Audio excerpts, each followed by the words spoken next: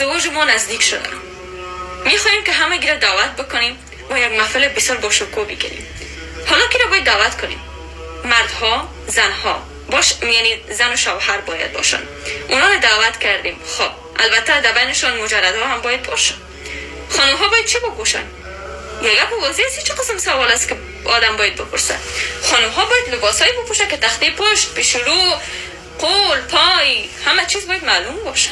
چرا؟ چون محفل ما به سطح اروپایی های عزیز هست.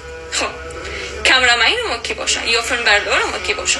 یک مرد باشه که زنش بتونه به راحتی و زنهای دیگر در میدان بمانند رقاصه ها برقصه و فیلم بردار هر قسمت از بدن او خانم را زوم بکنه، ویدیوش را بگیره و بسیار کیف بکنه. آن چطور؟ دیجی باشه یا بتونیم یک مرد دیگر رو بیاریم؟ چرا؟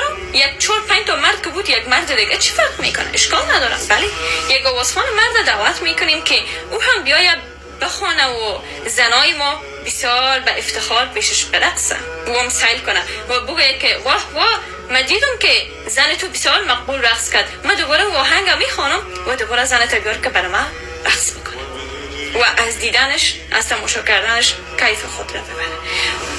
حالا مردهایی که در آن سالون نشستن چی زنهای خود را آوردن، چی خواهرها چی مادرشون، غیرت دارین؟ یا که بسیار زیاد ببخشین بی‌ناموس هستین؟ چرا که یک مرد با غیرت هیچ وقت وجدانش و غیرتش این قبول نمیکنه که زن خود با لباسهای آزاد پیش یک چند دانه بی غیرتای دیگه در میدان گد کنه و بگه برقص.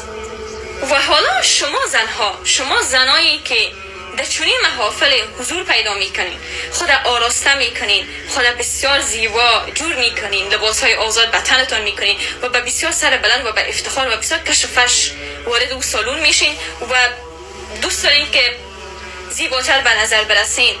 مردهایی که اونجا حضور داره از شما و از بدن شما لذت میبره و داره شما رو تماشا میکنه. آیا به این فکر کردین که اگر در امان حالت شما بیمیرین کجا خود بود جایتان؟ از عذاب قبر چه قسم رهایی پیدا میکنین؟ واقعا شرم نیست؟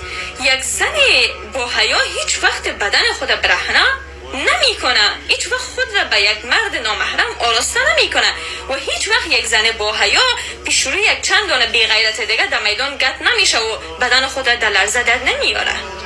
ببینید خواهران گرامی، شاید که من میدونم که این مسئله را که من بیان کردم شاید بسیاری از بی غیرت ها و بی حیا ها متاسفانه اینجا کومنت بگذارن و بگن که تو چی به زندگی دیگر، تو چرا اومدی درباره زندگی دیگر